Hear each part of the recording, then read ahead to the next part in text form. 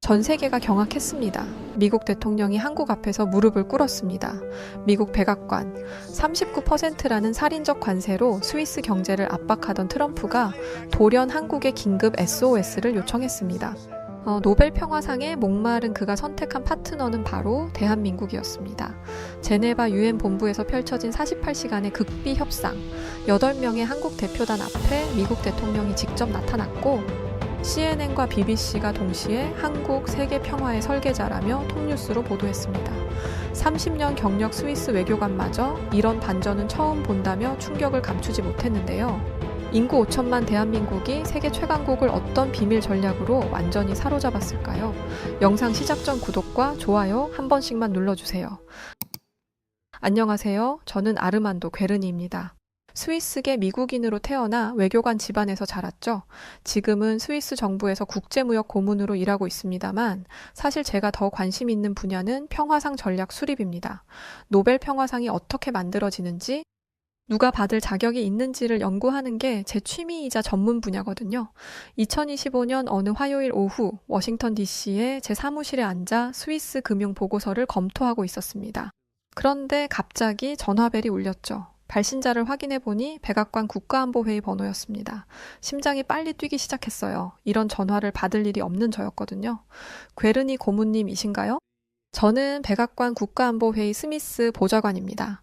대통령께서 당신과 급히 논의하고 싶은 사안이 있다고 하시네요. 무슨 일인지 알 수 있을까요? 트럼프 대통령께서 한국과의 외교 협력을 통해 노벨 평화상을 받고 싶어 하십니다. 그 방법에 대해 당신의 조언이 필요하다고 하시더군요. 전화를 끊고 나서 저는 한참 동안 멍하니 앉아 있었습니다. 트럼프 대통령이 노벨 평화상을 원한다는 건 공공연한 비밀이었죠. 하지만 저에게 직접 연락을 할 줄은 몰랐습니다. 더욱 놀라운 건 한국이 그 방법이라는 점이었어요. 사실 저는 속으로 비웃었습니다. 노벨 평화상이 그렇게 쉽게 받을 수 있는 상인가요? 하지만 곧 심각한 현실을 깨달았습니다. 바로 스위스의 경제 위기 말이죠. 트럼프 행정부는 스위스에 39%라는 살인적인 관세를 부과하겠다고 위협하고 있었거든요. 우리나라 경제에는 치명타였습니다. 스위스는 작은 나라입니다. 인구 800만 명에 불과하죠. 한국의 5분의 1 수준입니다. 하지만 우리에게는 정교한 외교술과 중립국으로서의 명성이 있어요. 문제는 트럼프라는 변수였습니다. 그는 기존 외교 관례를 무시하는 사람이었거든요. 그날 밤 제네바로 돌아가는 비행기 안에서 계속 생각했습니다. 트럼프의 노벨 평화상 욕망과 한국 그리고 스위스의 경제적 위기가 어떻게 연결될 수 있을까요? 한국은 분단국가면서도 놀라운 경제 성장을 이룬 나라입니다. 북한과의 관계에서 평화의 상징이 될 수 있는 잠재력도 있고요. 비행기 창밖으로 보이는 구름들을 바라보며 저는 하나의 가능성을 떠올렸습니다. 만약 트럼프가 한반도 평화 프로세스의 주역이 된다면, 그리고 그 과정에서 스위스가 중재 역할을 한다면 어떨까요? 모든 퍼즐 조각이 맞아떨어질 수도 있겠다는 생각이 들었습니다. 제네바에 도착한 다음 날, 저는 스위스 대통령 비올라 아멜리아 켈러수터와 긴급 회의에 참석했습니다. 연방정부 청사 7층 회의실은 긴장감으로 가득했어요. 금융가들과 정부 관료들이 모여 앉아 있었는데 모두의 표정이 어두웠습니다. 켈러수터 대통령이 테이블을 주먹으로 치며 소리쳤고 재무장관이 침통한 목소리로 보고했습니다. 39% 관세라니 미국이 우리를 완전히 짓밟으려 하는구나. 우리가 무슨 잘못을 했다는 거야. 대통령님, 이 관세가 부과되면 우리 수출의 70%가 타격을 받습니다. 시계산업, 제약산업, 금융업 모두 심각한 위기에 직면할 것입니다. 저는 조용히 앉아서 이들의 대화를 들었습니다. 모두가 경제적 논리로 해결책을 찾으려 하고 있었어요. 하지만 트럼프라는 인물을 상대로는 경제 논리만으론 답이 없다는 걸 알고 있었습니다. 그에게는 다른 접근이 필요했죠. 저는 조심스럽게 입을 열었습니다. 여러분, 잠시만요. 트럼프 대통령의 심리를 분석해봐야 합니다. 그는 경제적 이익보다 개인적 명예를 더 중시하는 사람이에요. 무슨 말인가요? 괴르니 고문? 트럼프는 존경받기를 원합니다. 역사에 기록되고 싶어 해요. 그리고 그 열쇠가 바로 노벨 평화상입니다. 저는 확신에 찬 목소리로 말했습니다. 회의실이 조용해졌습니다. 모두가 저를 바라봤어요. 어떤 이는 의아한 표정이었고 어떤 이는 관심 있어 보였습니다. 저는 계속 설명했습니다. 어제 백악관에서 연락이 왔습니다. 트럼프 대통령이 노벨 평화상을 받고 싶어 한다면서 그 방법에 대해 조언을 구하더군요. 특히 한국과의 협력을 통해서 말입니다. 한국이요? 네, 한국입니다. 분단된 나라면서도 경제적 성공을 이룬 나라죠. 북한 문제를 평화적으로 해결할 수 있다면 그 과정에서 주도적 역할을 한 사람은 분명히 노벨 평화상 후보가 될 수 있을 겁니다. 그래서 제안하고 싶은 게 뭔가요? 우리가 트럼프의 노벨 평화상 수상을 도와주는 겁니다. 대신 관세 문제를 해결받는 거죠. 한국을 중재로 활용하면서 3자 협력 구도를 만드는 것입니다. 그날 밤 저는 제 서재에 앉아 트럼프에 관한 모든 자료를 뒤져봤습니다. 신문 기사, 인터뷰 영상, 소셜미디어 게시물까지 샅샅이 분석했어요. 패턴을 찾아야 했거든요. 트럼프가 노벨 평화상을 얼마나 간절히 원하는지 확인하고 싶었습니다. 2018년 북미 정상회담 당시 인터뷰를 보니 흥미로운 대목이 있었어요. 기자가 노벨 평화상에 대해 묻자 트럼프는 오바마도 받았는데 나라고 못 받을 이유가 있나? 라고 답했습니다. 그의 경쟁심이 고스란히 드러나는 발언이었죠. 더 놀라운 건 2019년 발언이었습니다. 트럼프는 노르웨이 총리와의 회담에서 직접적으로 노벨 평화상을 언급했다고 외신이 보도했어요. 나는 평화를 위해 많은 일을 했다면서 노벨위원회에 자신을 추천해달라고 요청했다는 겁니다. 저는 노트에 핵심 포인트들을 적었습니다. 첫째, 트럼프는 언론 앞에서 상을 갈망한다는 점. 둘째, 북유럽 외교관들에게 직접 요구했다는 점. 셋째, 오바마에 대한 경쟁의식이 강하다는 점이었죠. 바로 이거지. 저는 무릎을 쳤습니다. 노벨 평화상이야말로 트럼프를 움직일 수 있는 가장 강력한 협상 카드였어요. 문제는 방법이었습니다. 스위스 혼자서는 트럼프에게 노벨 평화상을 안겨줄 수 없거든요. 그때 한국이 떠올랐습니다. 한반도는 세계에서 유일하게 남아있는 분단 지역입니다. 여기서 평화 프로세스가 진행된다면 국제사회의 관심을 한 몸에 받을 수 있어요. 특히 그 과정에서 주도적 역할을 한 인물은 자동으로 노벨 평화상 후보가 될 가능성이 높습니다. 저는 한국의 외교력을 높이 평가했습니다. 우리 스위스보다 훨씬 큰 나라이면서도 외교적으로 균형 감각이 뛰어나거든요. 미국과는 동맹 관계를 유지하면서도 중국, 러시아와도 대화 채널을 열어두고 있어요. 북한과도 대화 가능성을 열어두고 있고요. 무엇보다 한국은 경제적으로도 성공한 나라입니다. 1인당 국민소득이 3만 달러를 넘어서며 선진국 대열에 합류했죠. 반도체, 조선업, 자동차 산업에서는 세계적인 경쟁력을 갖고 있어요. 트럼프 입장에서도 무시할 수 없는 파트너인 겁니다. 제 머릿속에서 하나의 구상이 완성되었습니다. 트럼프의 노벨 평화상 욕망과 한반도 평화 프로세스, 그리고 스위스의 중재 역할을 결합하는 것이었죠. 이 모든 것이 성공한다면 트럼프는 원하던 명예를 얻고 한국은 평화 통일의 기반을 마련하며 스위스는 경제 위기에서 벗어날 수 있을 것입니다. 일주일 후 저는 서울 인천공항에 도착했습니다. 한국 외교부에서 비공식 초청을 해왔거든요. 공항에서 나오자마자 서울의 역동적인 에너지가 느껴졌어요. 고층 빌딩들이 하늘을 찌를 듯 솟아있고 사람들의 발걸음도 빨랐습니다. 스위스의 조용하고 안정적인 분위기와는 완전히 다른 느낌이었죠. 외교부 청사에 도착해보니 생각보다 많은 관계자들이 저를 기다리고 있었습니다. 외교부 장관을 비롯해 북미 국장, 평화기획관까지 참석했어요. 이들의 표정에서 이 문제를 얼마나 진지하게 받아들이고 있는지 알 수 있었습니다. 회의실에 앉자마자 외교부 장관이 직설적으로 말했습니다. 괴르니 고문님, 솔직히 말씀해 주십시오. 트럼프 대통령이 정말 노벨 평화상을 간절히 원하고 있나요? 네, 확실합니다. 그의 모든 발언과 행동을 분석해본 결과 노벨 평화상은 그에게 최우선 과제 중 하나입니다. 특히 오바마 전 대통령에 대한 경쟁의식 때문에 더욱 간절해하고 있어요. 그렇다면 우리에게는 기회가 될 수 있겠군요. 사실 우리는 방위비 협상에서 상당히 불리한 위치에 있습니다. 트럼프 행정부가 분담금 인상을 계속 요구하고 있거든요. 하지만 트럼프가 노벨 평화상을 원한다면 이야기가 달라질 수 있습니다. 외교부 장관의 목소리에 희망이 섞여 있었어요. 저는 한국 측의 반응을 지켜봤습니다. 이들이 상황을 얼마나 정확히 파악하고 있는지 놀라웠어요. 한국은 작은 나라가 아니었습니다. 인구 5천만의 중견국이면서 경제력은 세계 10위권에 달하죠. 외교적 역량도 상당했고요. 평화기획관이 조심스럽게 말했습니다. 그런데 괴르니 고문님, 스위스는 이 계획에서 어떤 역할을 하게 되나요? 중재자 역할입니다. 스위스는 수세기 동안 중립국으로서 국제 분쟁을 중재해왔습니다. 제네바 협약, 제네바 회담 등 평화를 위한 노력의 상징이기도 하고요. 트럼프 대통령의 노벨 평화상 수상 과정에서 스위스가 중재 역할을 한다면 상당히 설득력 있는 스토리가 될 것입니다.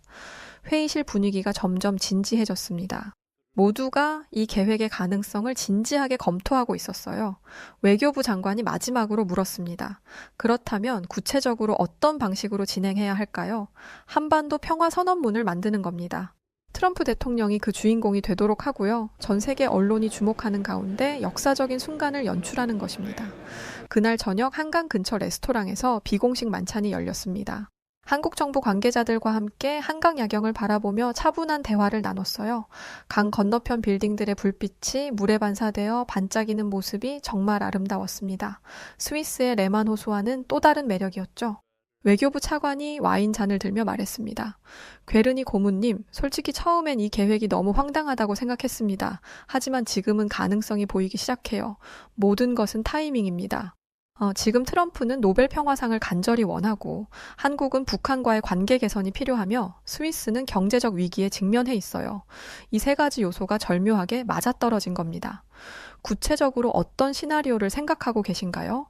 먼저 트럼프 대통령에게 한반도 평화의 중요성을 각인시켜야 합니다. 이것이 단순한 지역 문제가 아니라 세계 평화와 직결된 문제라는 점을 강조해야 해요. 그 다음에 그가 이 문제의 해결사가 될 수 있다는 희망을 심어주는 것입니다. 그리고 스위스의 역할은 뭔가요? 우리는 조용한 조력자가 될 겁니다. 제네바에서 비공식 협의를 주선하고 필요하면 중재안도 제시하고요. 무엇보다 트럼프 대통령이 이 모든 과정에서 주인공이 될 수 있도록 뒷받침하는 역할입니다. 한국 측 인사들이 놀라는 표정을 지었습니다. 북미 국장이 감탄하며 말했습니다. 작은 나라 스위스가 이런 거대한 구상을 내놓을 줄은 몰랐습니다. 정말 놀랍네요. 스위스는 인구 800만의 작은 나라이지만 수세기 동안 쌓아온 외교 노하우가 있습니다. 크기가 중요한 게 아니라 아이디어와 실행력이 중요한 거죠. 한국도 마찬가지 아닌가요? 한국전쟁의 폐허에서 일어나 지금의 위상을 만든 것처럼 말입니다. 그렇다면 이 계획이 성공할 경우 우리가 얻을 수 있는 것은 무엇일까요? 첫째, 방위비 분담금 문제를 유리하게 해결할 수 있습니다. 둘째, 북한과의 대화 채널을 열 수 있어요. 셋째, 한국이 세계 평화의 중심축으로 인정받게 됩니다. 이는 한국의 국제적 위상을 크게 높일 것입니다. 만찬이 끝날 무렵 모든 참석자들의 표정이 희망적으로 변해 있었습니다. 처음엔 반신반의했던 이들도 이제는 이 계획의 가능성을 진지하게 검토하고 있었어요. 워싱턴으로 돌아온 저는 백악관과의 본격적인 협상을 시작했습니다. 스위스 대표단을 이끌고 미국 무역대표부 회의실에 들어섰을 때 분위기는 상당히 냉랭했어요.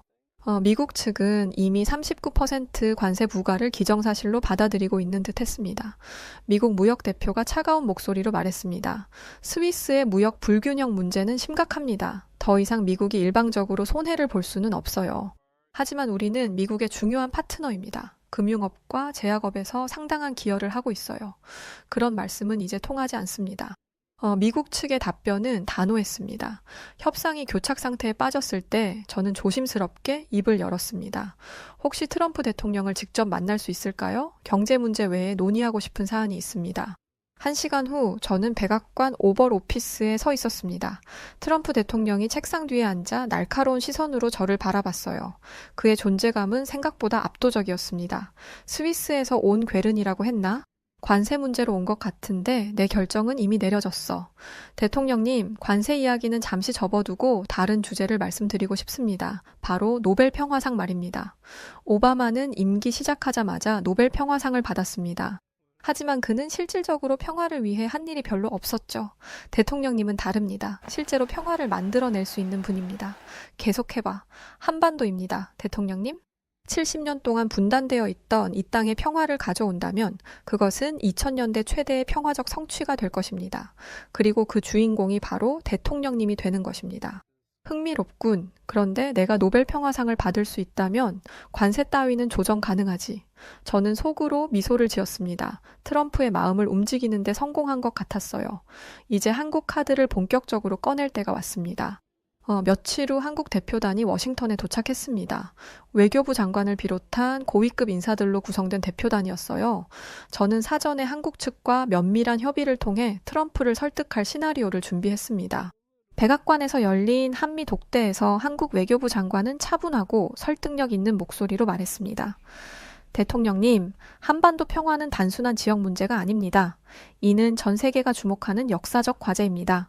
맞는 말이야. 그런데 구체적으로 어떤 방법이 있다는 거지? 대통령님께서 한반도 평화 프로세스의 주역이 되신다면 전 세계 언론이 집중할 것입니다. CNN, BBC, 모든 주요 언론이 대통령님의 평화 노력을 보도하게 될 것이고, 이는 자연스럽게 노벨 평화상으로 이어질 수 있습니다. 트럼프는 잠시 말을 잃고 상상에 빠진 것 같았어요. 저는 그의 표정 변화를 주의 깊게 관찰했습니다. 그의 눈에서 야심과 기대가 섞인 빛이 보였거든요. 흥미로운 제안이군. 그런데 북한이 협조할까? 트럼프가 현실적인 질문을 던졌습니다. 한국 장관이 자신 있게 답했습니다. 우리에게는 북한과 대화할 수 있는 채널이 있습니다. 과거에도 남북 정상회담을 성사시킨 경험이 있고요. 중요한 것은 북한이 미국과의 대화를 원한다는 점입니다. 그래서 구체적인 계획은 뭔가? 트럼프가 몸을 앞으로 기울였습니다. 한반도 평화 공동선언문을 만드는 것입니다. 남한, 북한, 미국이 함께 서명하는 역사적 문서죠. 그리고 대통령님이 그 서명식의 중심에 서시는 겁니다. 한국 장관의 설명을 들으며 트럼프의 표정이 점점 밝아졌습니다. 저는 그가 머릿속으로 그 장면을 그리고 있다는 걸 알 수 있었어요. 백악관 로즈가든에서 세계 언론이 지켜보는 가운데 역사적인 서명을 하는 자신의 모습을 상상하고 있는 것 같았습니다. 대통령님, 이런 성과를 이룬다면 노벨 평화상은 자연스러운 결과일 것입니다. 오바마 전 대통령과는 차원이 다른 실질적 성과거든요. 한국 장관이 절묘한 타이밍에 오바마를 언급했습니다. 오바마 말이지. 그는 아무것도 안 하고 상을 받았지. 하지만 나는 다르다. 진짜 평화를 만들어낼 것이다. 대통령님, 스위스도 이 과정에서 중재 역할을 할 준비가 되어 있습니다. 제네바에서 비공식 회담을 주선할 수도 있고요. 좋다, 좋아. 그런데 이 모든 게 정말 가능한 거야? 한국 장관이 확신의 참목소리로 답했습니다. 저희가 보장합니다. 한국은 이미 북한과 여러 차례 대화해본 경험이 있습니다. 2018년 평창올림픽 때도 2000년과 2007년 남북정상회담 때도 성공적으로 진행했거든요. 알겠다. 해보는 걸로 하지. 하지만 조건이 있는데 이 모든 과정에서 내가 주인공이어야 한다는 것이네. 물론입니다. 대통령님, 한국 장관과 저는 동시에 답했습니다. 회담이 끝난 후 복도에서 한국 장관이 저에게 속삭였습니다. 성공한 것 같네요. 트럼프의 표정을 보니 완전히 마음을 움직인 것 같아요. 저도 같은 생각이었습니다. 트럼프는 이미 머릿속으로 노벨 평화상 수상 연설을 준비하고 있는 것 같았거든요. 한 달 후 서울에서 역사적인 3자 회담이 열렸습니다. 한국, 미국, 스위스가 함께 모인 첫 번째 회담이었어요. 장소는 서울 시내 한 호텔의 최상층 회의실로 정했습니다. 한강과 남산이 내려다 보이는 전망 좋은 곳이었죠. 트럼프는 에어포스원을 타고 직접 한국에 왔습니다. 그의 방한 자체가 큰 뉴스였어요.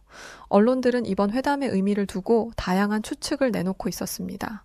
회의실에 들어선 트럼프의 표정은 기대감으로 가득했습니다. 자, 이제 구체적인 계획을 들어봅시다. 한국 측에서 준비한 한반도 평화 공동선언문 초안이 공개되었습니다.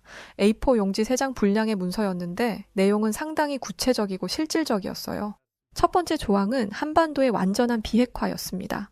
두 번째는 평화협정 체결을 위한 4자 회담 개최, 세 번째는 경제협력 확대였죠. 그리고 마지막 조항에는 이 모든 과정을 미국이 주도한다는 내용이 명시되어 있었습니다. 트럼프가 문서를 꼼꼼히 읽더니 만족스러운 표정을 지었습니다. 좋네. 특히 마지막 조항이 마음에 들군. 내가 주도한다는 것, 바로 그 부분이 아주 마음에 드네요. 저는 이 순간을 놓치지 않고 스위스의 역할을 제안했습니다. 대통령님, 이 선언문 서명식을 제네바에서 개최하면 어떨까요? 국제사회에 더 큰 임팩트를 줄 수 있을 것 같습니다. 제네바? 네, 제네바는 국제기구들이 모여있는 평화의 도시입니다. 국제연합 유럽본부도 있고 적십자 본부도 있죠. 이런 상징적인 장소에서 서명식을 한다면 전 세계 언론의 주목을 받을 수 있을 겁니다. 훌륭한 아이디어네요. 제네바에서의 서명식은 정말 역사적 의미를 갖게 될 것 같습니다. 트럼프는 벌써부터 그 장면을 상상하고 있는 것 같았어요. 수많은 카메라 플래시가 터지는 가운데 역사적인 문서에 서명하는 자신의 모습을 그리고 있었죠. 좋다, 제네바에서 하는 걸로 하지. 그런데 언제 할 수 있는 거지? 6개월 안에 가능할 것 같습니다. 북한과의 사전 협의도 필요하고 각종 준비 작업도 시간이 걸리거든요. 6개월이나 좀 더 빨리 할 수는 없나? 저는 트럼프의 조급함을 이해했습니다. 그는 하루빨리 노벨 평화상을 받고 싶어 했거든요. 대통령님, 급하게 진행하면 오히려 실패할 위험이 있습니다. 완벽한 준비를 통해 확실한 성공을 거두는 게 좋겠어요.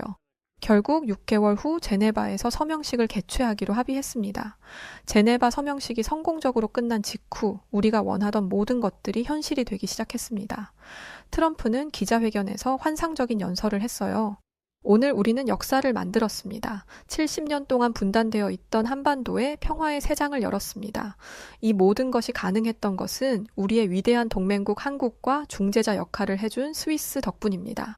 전 세계 언론이 이 발언을 톱뉴스로 보도했습니다. CNN에서는 트럼프, 한반도 평화의 설계자로 부상이라고 헤드라인을 뽑았고 BBC는 미국 대통령의 역사적 평화 성취라고 평가했어요. 더 중요한 것은 실질적인 결과였습니다. 첫째, 스위스에 대한 39% 관세가 15%로 대폭 완화되었어요. 이것만으로도 스위스 경제는 큰 숨통을 트였습니다. 둘째, 한국의 방위비 분담금이 현재 수준에서 동결되었습니다. 트럼프가 그토록 강조하던 대폭 인상 요구를 철회한 겁니다. 한국 정부로서는 엄청난 성과였죠. 셋째, 한국 반도체 기업들이 미국 내 투자에서 우선권을 얻게 되었습니다. 삼성과 SK 하이닉스 같은 기업들이 미국의 대규모 공장을 건설할 수 있는 길이 열린 것이었어요. 가장 인상적이었던 것은 트럼프의 한국에 대한 공개적 찬양이었습니다. 백악관 기자회견에서 그는 이렇게 말했어요.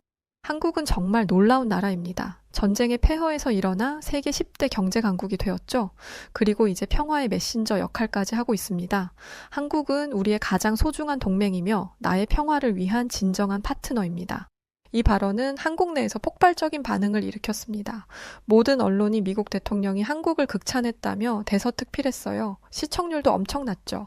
스위스로서도 기대 이상의 성과였습니다. 단순히 관세 문제만 해결된 게 아니라 국제사회에서 스위스의 중재자 역할이 다시 한번 주목받게 되었거든요. 앞으로 유사한 국제 분쟁에서 스위스의 목소리가 더욱 커질 것이 확실했습니다. 무엇보다 트럼프 자신이 가장 행복해했어요. 그는 매일 트위터에 노벨 평화상 후보라는 말을 언급했고 지지율도 크게 올랐습니다. 그의 꿈이 현실이 될 가능성이 높아진 겁니다. 모든 일이 성공적으로 마무리된 후 저는 다시 서울을 방문했습니다. 이번에는 관광객으로서였어요. 복잡한 협상과 긴장감 넘치는 회담에서 벗어나 조용히 이 도시를 둘러보고 싶었습니다. 경복궁 돌담길을 천천히 걸으며 지난 몇 달간의 일들을 되돌아봤습니다. 처음 백악관에서 전화를 받았을 때만 해도 이런 결과를 예상하지 못했거든요. 트럼프의 노벨 평화상 욕망, 한국의 외교적 지혜, 그리고 스위스의 중재 능력이 하나로 합쳐져 모든 사람이 윈윈하는 결과를 만들어낸 것입니다. 궁궐안을 거닐며 한국의 역사를 생각해봤습니다. 조선 왕조 500년, 일제강점기의 아픔, 한국전쟁의 상처, 그리고 놀라운 경제 발전까지 이 모든 역사가 축적되어 오늘날 한국의 외교력을 만들어낸 것이겠죠. 무엇보다 인상적이었던 것은 한국 사람들의 자신감이었습니다. 더 이상 작은 나라라고 생각하지 않았어요. 당당하게 국제 무대에서 자신들의 목소리를 내고 심지어 미국과 대등하게 협상하는 모습을 봤습니다. 저희 스위스와 비교해보면 정말 흥미로웠어요. 스위스는 오랜 중립국의 전통과 안정적인 경제를 바탕으로 조용한 외교를 펼칩니다. 반면 한국은 역동적이고 적극적인 외교 스타일을 보여줬죠. 두 나라 모두 작지 않은 성과를 거둔 것을 보면 외교에는 정답이 없다는 생각이 듭니다. 해가 지며 서울 시내의 불빛이 하나둘 켜지기 시작했습니다. 한강 건너편 고층 빌딩들이 반짝이는 모습을 보며 저는 혼잣말을 했습니다.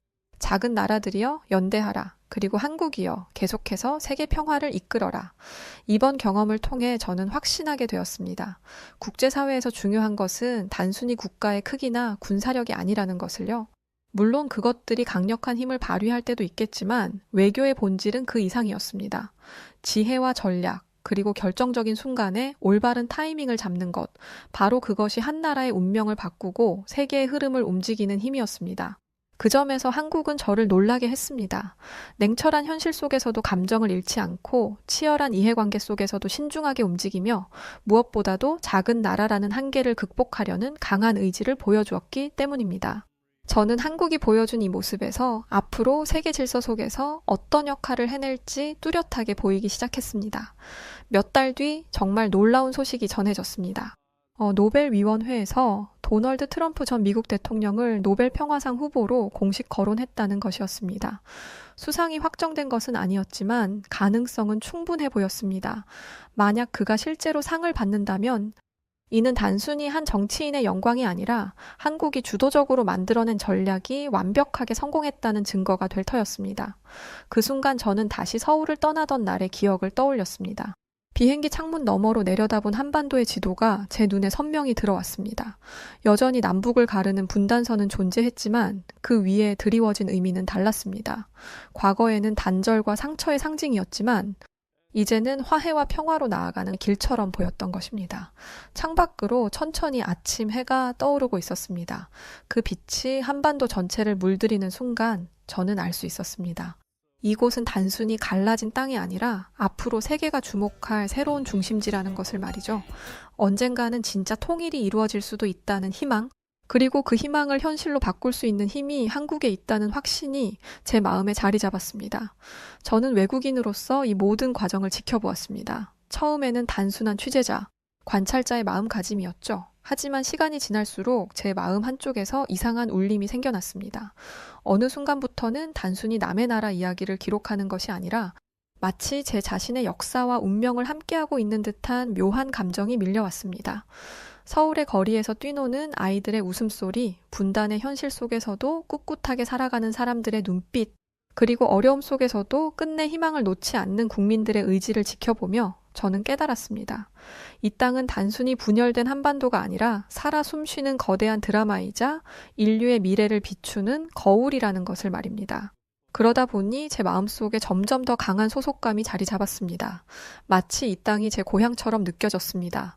이곳 사람들의 기쁨은 제 기쁨이 되었고 그들의 아픔은 제 가슴을 저미게 만들었습니다. 제가 태어난 나라는 따로 있지만 한국을 향한 이 감정은 설명할 수 없는 깊은 울림이었습니다. 비행기 창밖으로 한반도의 지도를 내려다보며 저는 확신했습니다. 여전히 분단선은 존재하지만 그 위로 떠오르는 햇살은 분명 새로운 시대의 시작을 알리고 있었습니다. 이 작은 반도가 보여주는 용기와 희망이 언젠가는 세계 질서까지 바꾸어 놓을 것이라는 믿음이 제 가슴 속에서 더욱 강하게 타올랐습니다. 한반도의 새로운 아침이 밝아오고 있습니다. 그리고 그 아침의 중심에는 언제나 한국이 있었습니다. 더 이상 전쟁과 분단의 상처만으로 기억되는 나라가 아니었습니다. 이제 한국은 단순한 한반도의 작은 나라가 아닙니다. 전쟁과 분단의 상처를 딛고 누구도 예상하지 못한 기적 같은 발전을 이뤄낸 나라, 그 과정에서 평화와 희망, 그리고 인류가 배워야 할 지혜를 세상에 보여준 나라였습니다. 저는 외국인으로서 이곳을 처음 마주했을 때 그저 역사의 아픔을 가진 나라 정도로만 생각했습니다. 하지만 지금은 확신합니다. 한국은 이제 과거의 상처로만 기억되지 않습니다. 오히려 그 상처를 딛고 더 강해진 세계가 주목해야 할 새로운 길을 보여주는 나라가 되었다는 것을요. 저는 한때 단순히 관찰자의 위치에 있었지만 시간이 지날수록 제 시선은 바뀌었습니다. 거리에서 만난 사람들의 따뜻한 미소, 끝없이 도전하는 젊은 세대의 눈빛, 그리고 어려운 상황 속에서도 끝내 포기하지 않는 국민들의 강인한 의지를 보면서 저는 느꼈습니다. 이 작은 땅에서 피어난 힘이야말로 세계가 진정으로 배워야 할 가치라는 것을 말입니다. 이제 저는 누구보다도 진심을 담아 말할 수 있습니다. 한국은 단순히 한 나라가 아닙니다. 그 존재 자체가 하나의 교과서이고 미래를 준비하는 인류에게 길잡이가 되는 나라입니다. 대한민국은 단순한 국가가 아니라 전 세계가 배워야 할 미래 그 자체다. 살랑이는 바람이 옷깃을 스치는 스페인 마드리드의 어느 커피 전문점. 여러 명의 스페인 여성들이 한국과 중국을 언급하며 실갱이를 벌이고 있는데요. 대체 왜 이 스페인 여성들은 아시아 국가인 한국과 중국을 언급하며 대립하고 있던 것일까요? 그럼 오늘 사연 시작합니다. 안녕하세요. 저는 스페인 마드리드에 살고 있는 카르멘 로드리게스라고 합니다. 제가 살고 있는 마드리드는 유럽에서 가장 큰 도시 중 하나로 다양한 역사와 문화적 유산을 자랑합니다. 한 가지 특징이 있다면 마드리드는 또한 공원과 정원으로 가득 찬 아름다운 도시입니다. 가장 유명한 공원 중 하나는 레티로 공원으로 호수, 정원, 조각품, 그리고 많은 활동을 즐길 수 있습니다. 이곳은 마드리드 시민들과 관광객들이 휴식을 취하고 자연을 즐기는 장소입니다. 한적하고 자연과 가까운 곳에서 살다 보니까 제 취미는 등산, 트레킹이 되었습니다. 저는 여성들로만 이루어진 등산 동호회에 소속되어 있어요. 좀 특이하죠? 동호회가 만들어진 기간만큼 인원도 많아서 저희 지역에서는 알만한 사람은 다 안답니다. 장점이라면 아무래도 여자들끼리만 있다 보니 오로지 등산에만 집중할 수 있다는 점이 이색 포인트죠. 뿐만 아니라 동호회에서 활동하며 저와 같은 취미를 가진 사람들과 소통하다 보면 에너지도 얻고 무엇보다 혼자 하는 것보다 즐겁고 안전하게 등산을 즐길 수 있습니다. 저는 아직 대학에 다니고 있는데 지금이 아니면 이렇게 열심히 산을 탈 수 없다고 생각하고 있습니다. 그래서 스페인에 있는 산이란 산은 다 가봤던 것 같아요. 스페인 안달루시아 지역에 있는 무라시엘라 산에도 올라봤고 스페인 그라나다 근처에 위치한 시에라드 후에타도 갔는데 이곳은 자연 경관이 좋아서 등산객들에게 인기가 많았던 곳이기도 했죠. 비행기까지 타고 해외에 있는 산에도 여러 번 갔었습니다. 남들이 보면 겨우 산 하나 타려고 비행기까지 타냐고 할 수도 있겠지만 저는 그 정도로 등산에 진심입니다. 심지어 이게 다가 아니라 블루마운틴과 그랜드 캐년 등 누구나 한 번쯤 가보고 싶어 하는 곳도 저는 몇 번이고 방문했었습니다.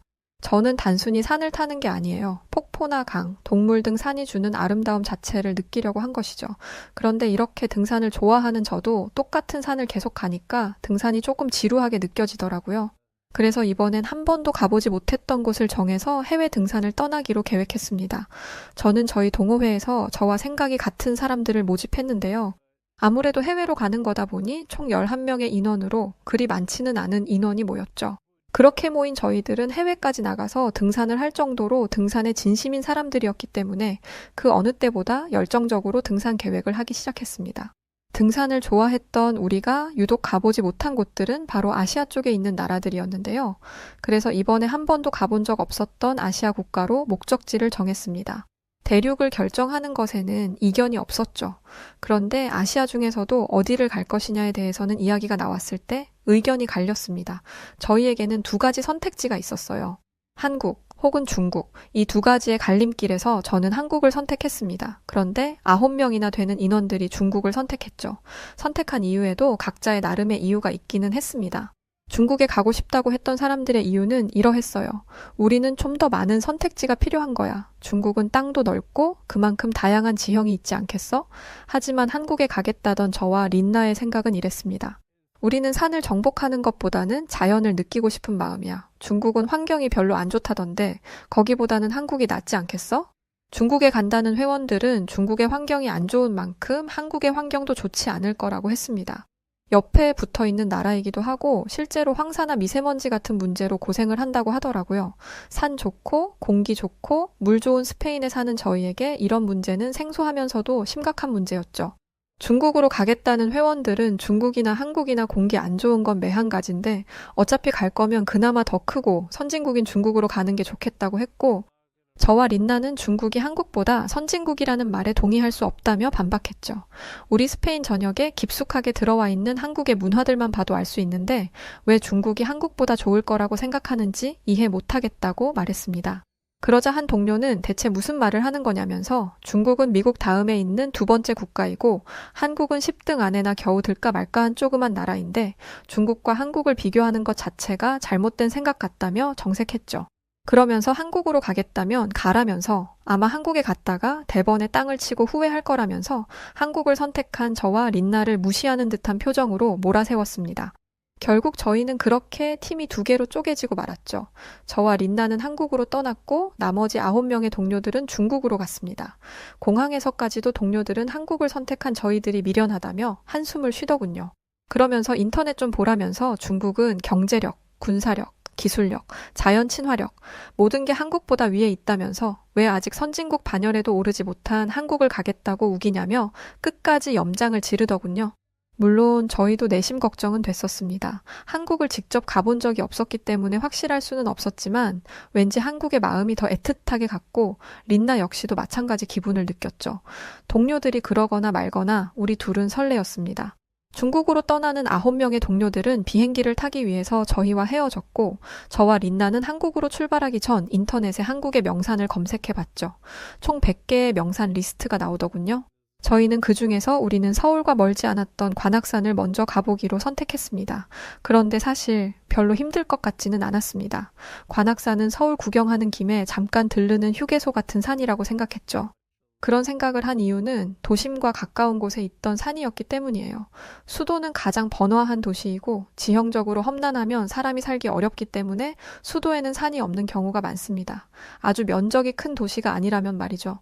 그런데 서울은 큰 도시가 아니라고 생각했고 그런 곳과 가까운 곳에 있던 산이었죠.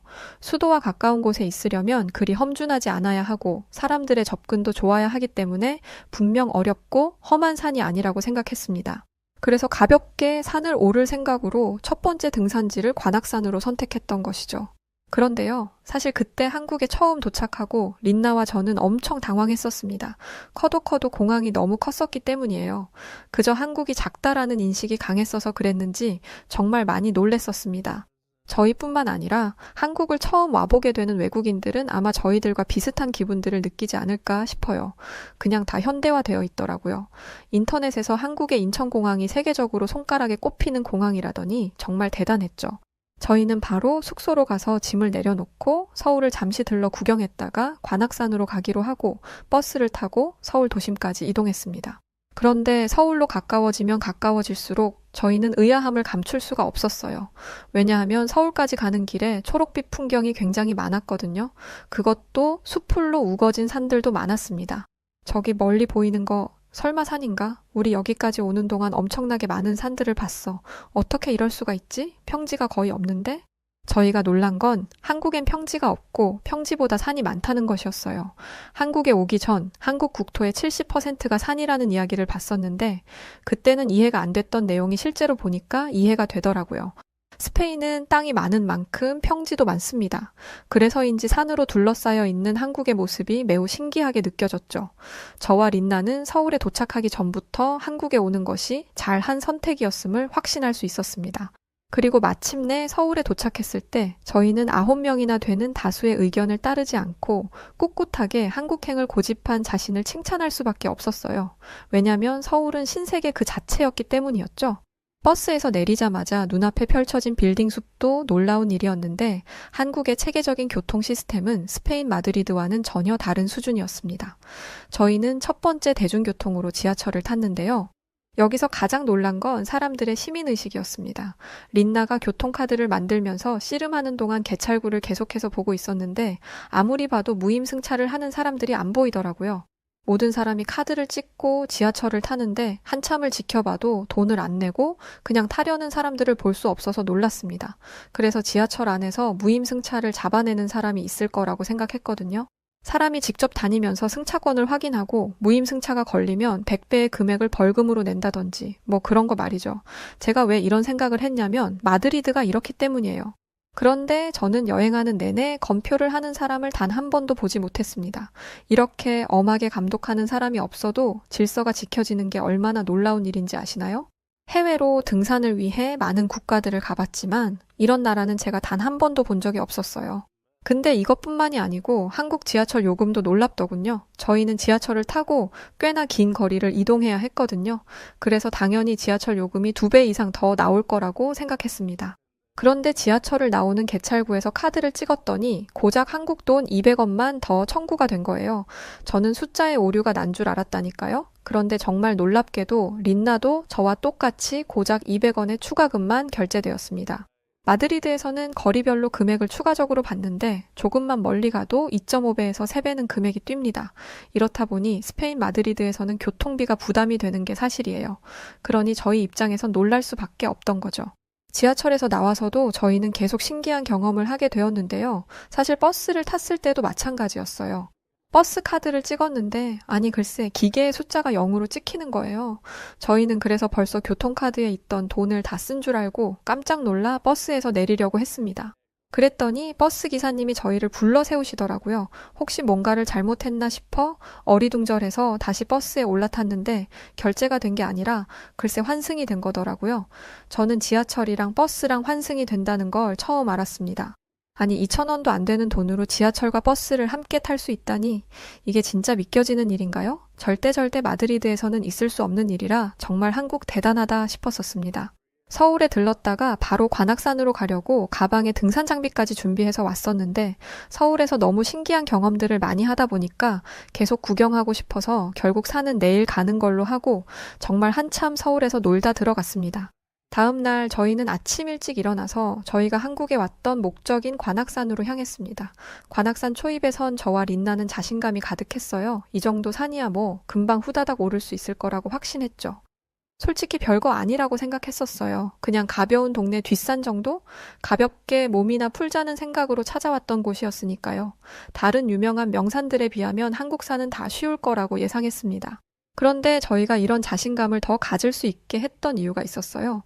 바로 관악산에 올라가는 분들 중 대부분이 저희 할머니, 할아버지 정도 되시는 어르신 분들이었기 때문이에요. 저런 어르신 분들도 가벼운 마음으로 산을 오르는데 평소 산에 오르는 걸 취미로 하기도 했었고 또 젊었던 저희들이니 전혀 어려울 것이 없다고 생각했던 거죠. 관악산을 보여주는 지도를 보니까 산을 오르는 다양한 코스가 있다는 걸 알았습니다. 그래서 저희는 단 1초의 고민도 하지 않고 그나마 가장 어렵다는 코스를 선택해서 산을 오르기로 마음먹었죠. 하지만 이 선택은 한국산을 우습게 보고 거만한 생각을 했던 저희들이 아주 크게 혼쭐이 나는 선택이었습니다. 알고 봤더니 이 서울 근교에 있던 관악산은 관악산이라는 이름 중간에 악이라는 명칭이 정말 산을 오르다 악소리가 날 만큼 힘들다는 것을 의미했던 것이죠. 코스만 700개가 있을 정도라는 관악산은 1시간 이내로 다녀올 수 있는 가벼운 코스도 있었고 정말 죽을 만큼 힘든 악소리 나는 무시무시한 코스도 있었던 것입니다. 그걸 알 리 없었던 저희는 무턱대고 서울 근교에 있는 산이니 어렵지 않을 거라고 쉽게 생각했던 것이었죠. 해발 629m의 관악산에서 정말 저와 린나는 온 몸에 땀을 뻘뻘 흘렸을 만큼 애먹으며 올랐었습니다. 아무리 올라가도 끝이 보이지 않았죠. 그리고 바닥은 또 왜 이리 울퉁불퉁한 건지 관악산을 만만하게 보고 트레킹 운동화도 챙겨오지 않았던 저희는 발바닥을 타고 올라오는 통증을 고스란히 느끼며 산을 올라야 했어요. 숨이 턱 끝까지 차올라서 잠시 쉬어가고 있는데 위에서부터 사람들이 내려오는 거예요. 그분들은 저희와 비슷한 시간에 출발했던 어르신들이었습니다. 저희는 땀을 뻘뻘 흘리고 있는데 그분들은 땀 한 방울 안 난 듯 힘든 기색 없이 오히려 개운한 표정으로 산을 내려오고 계셨죠. 저와 린나는 멍하니 그분들을 볼 수밖에 없었어요. 저희는 혼란에 빠졌습니다. 어르신들도 쉽게 오르는 산을 20대 초중반인 우리가 오르지 못하다니 우리의 체력이 엉망인 건가? 라는 생각과 한국 어르신들의 체력이 다른 나라 사람들은 범접조차 할 수 없는 것이라는 생각이 교차되면서 혼란스러웠죠. 저희는 둘 다 정답이라고 결론 내렸습니다. 등산 동호회 출신이라는 자부심과 젊음의 패기로 다시 산을 올라가던 저희는 얼마 지나지 않아 큰 위기에 봉착했습니다. 바로 린나가 발목을 살짝 삔 것이었어요. 린나는 등산화가 아니라 일반 운동화를 신고 있었는데 다리에 힘이 풀리면서 발목이 꺾였습니다. 등산화를 신었다면 신발이 발목을 잡아줬을 테지만 운동화를 신고 왔으니 다치는 건 순식간이었죠. 아주 못 걸을 정도는 아니었지만 가파른 내리막길을 걸어가는 건 힘들었습니다. 어쩌지 하면서 린나의 발목을 요리조리 살피고 있는데 등산을 마치고 내려오는 등산객 3명과 마주치게 되었어요. 나이가 되어 보이시던 어르신 여성분들은 가방에서 스프레이 파스 같은 것을 꺼내더니 린나의 발목에 뿌리기 시작했습니다. 그리고 나니 갑자기 어떤 분은 가방에서 압박 붕대를 꺼내시더라고요. 그리고는 아주 능숙한 손길로 린나의 발목을 칭칭 감기 시작했습니다. 저는 무슨 구급대에서 나온 줄 알았습니다. 혹시 이분들 조난당해 본 적 있으신가? 라는 우스운 생각까지 들었을 정도였죠. 린나는 은인분들의 손에 이끌려 무사히 하산할 수 있었습니다. 그러면서 한 분은 저에게 오이를 주시더라고요. 갑자기 웬 오이인가 했는데 저는 등산할 때 오이를 먹는 게 수분 보충에 큰 도움이 된다는 걸 처음 알았습니다. 물만 마셨을 때는 쉽게 해소가 안 됐던 갈증이 금방 해소되는 게 너무 신기했어요. 그동안은 동호회 사람들에게서만 등산 꿀팁을 들었었는데 진짜 고수들이 여기 있더라고요. 저는 말은 통하지 않았지만 그분들이 가지고 있는 등산 관련 제품들에 대해 하나하나 물어봤습니다. 손짓, 발짓, 몸짓 다 섞어가며 소통하는데도 얼마나 즐겁던지. 언어도 다르고 문화도 다르지만 공통된 관심사 하나만으로도 이렇게 가까워질 수 있다는 게 기뻤어요. 너무 행복한 순간이었습니다. 한국에서 이런 경험들을 할 거라고는 정말 상상하지도 못했었거든요. 그리고 그 어르신분들의 손에 이끌려 산 초입에 있는 식당으로 들어갔는데요. 한국은 산에서 내려오면 이 음식을 먹어야 한다며 어르신분들이 데려간 것이었죠. 한국 등산의 고수분들이 데려간 식당이기 때문에 기대하며 음식을 기다리고 있었습니다. 그런데 저희 앞에 나온 음식을 보고 저와 린나는 크게 당황할 수밖에 없었어요. 왜냐면 웬 다 찌그러진 냄비에 허연 고기가 둥둥 떠 있는데 이게 무슨 음식인가 싶더라고요. 돈 받고 파는 음식이 맞는지 의심스러울 정도로 충격적인 비주얼이었죠. 냄비라도 좋은 걸 쓰면 좋으련만 다 찌그러져서는 말이죠. 어디서 버려진 걸 주워와도 그것보다는 깨끗했을 것 같았습니다.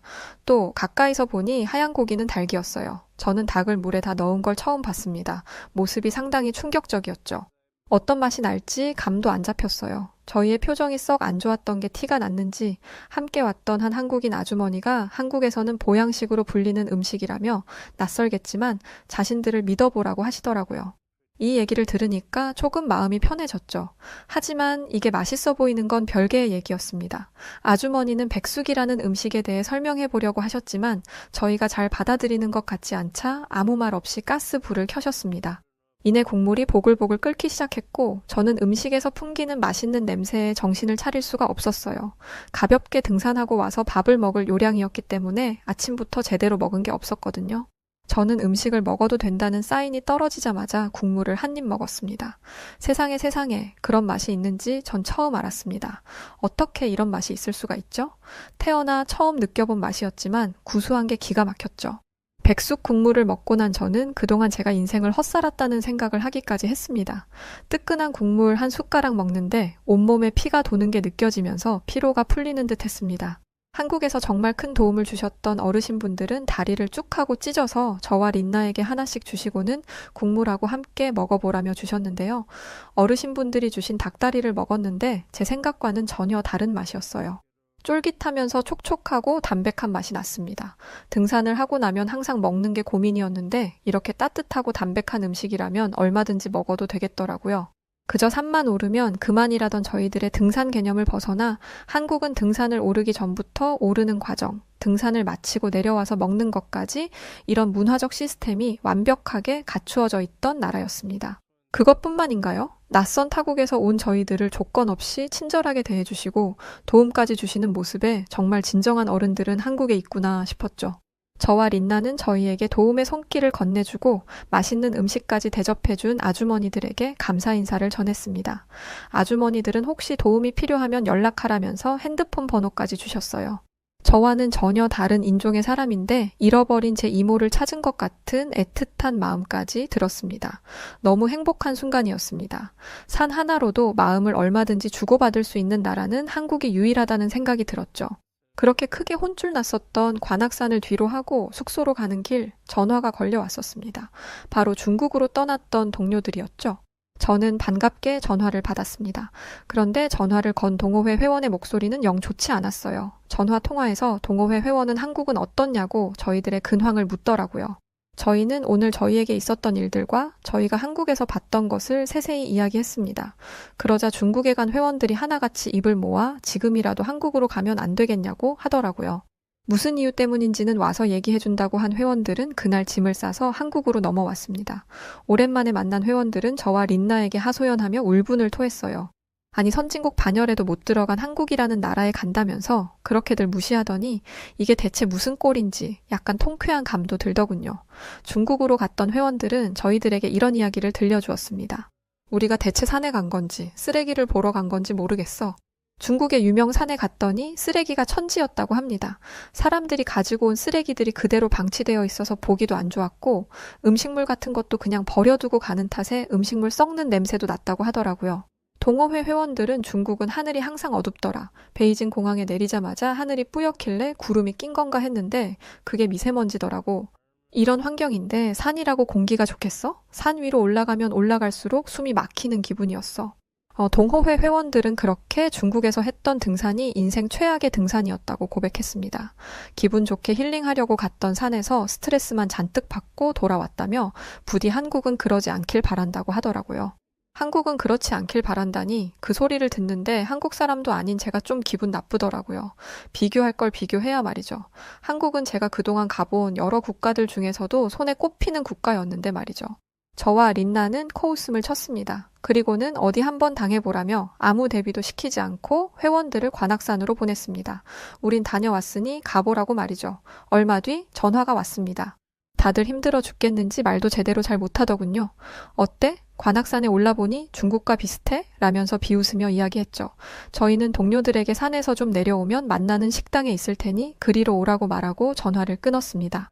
저와 린나는 동호회 회원들을 저희가 갔던 백숙집으로 데려갔고 음식을 처음 본 회원들은 다들 저희가 처음 음식을 마주했을 때와 같은 반응이었지만 한 입 먹고 나더니 모두 그릇에 얼굴을 받고 백숙을 먹는데 열중했어요. 동료 회원들은 진작에 중국이 아니라 한국에 올 걸 그랬다고 또다시 하소연을 하더라고요. 중국에서 제대로 먹고 다니지도 못했냐고 웃으면서 질문했는데 진짜 못 먹고 다녔다는 얘기가 돌아왔습니다. 그냥 농담으로 한 말이었는데 말입니다.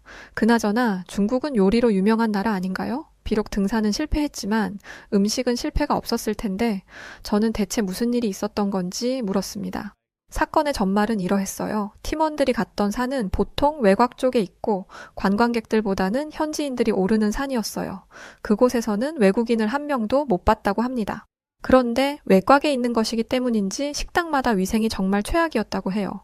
먹어봤으면 맛이 있었을 수도 있겠지만 도저히 먹을 수가 없는 위생이라 결국 제대로 한 술도 뜨지 못했다고 하더군요.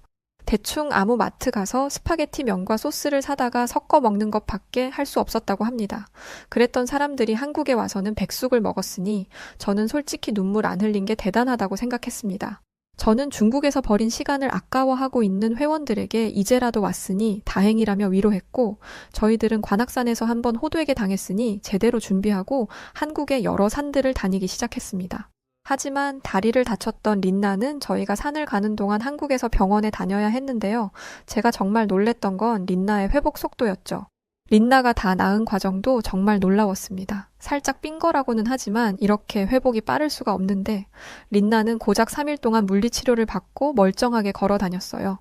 한국의 의료기술은 정말 상상 이상이더군요.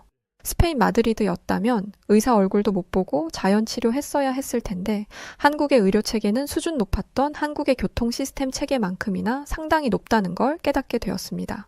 린나가 치료받는 동안 동료 회원들과 북한산, 청계산, 도봉산까지 다녀왔었는데요. 린나를 두고 멀리 갈 수가 없어서 서울 근교에만 다녀서 아쉽다는 생각이 들더라고요.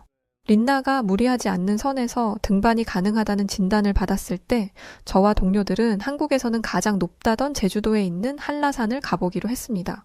제주도를 가기 위해서는 비행기를 타야 했죠. 그렇게 도착했던 한국의 제주도는 엄청 이색적인 느낌이었습니다.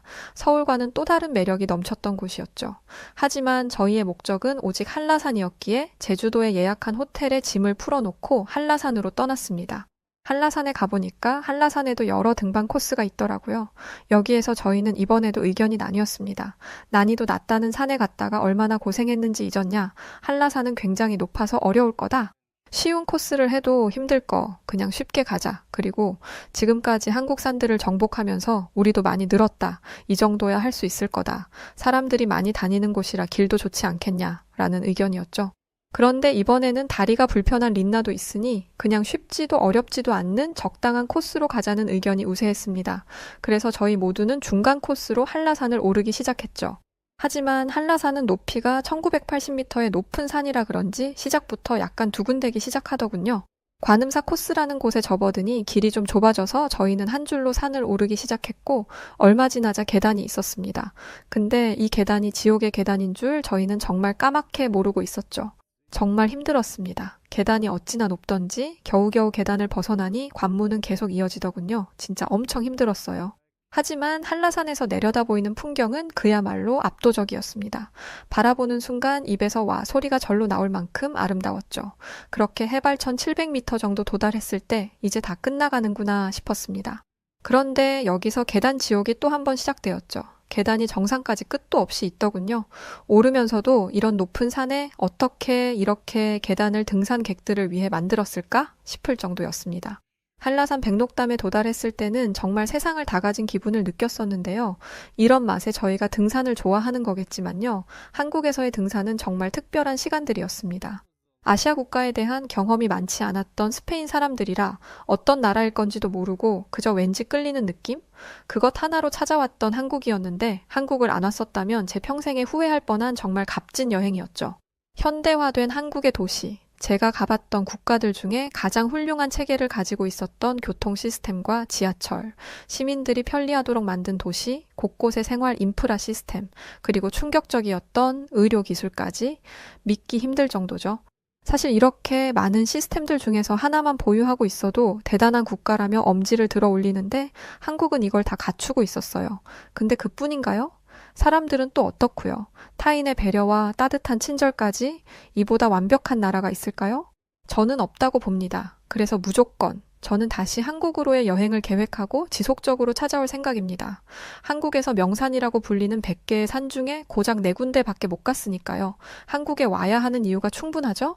제 친구 린나 다리를 살펴주고 맛있는 백숙을 대접해줬던 어르신분들 몸 건강하시고요.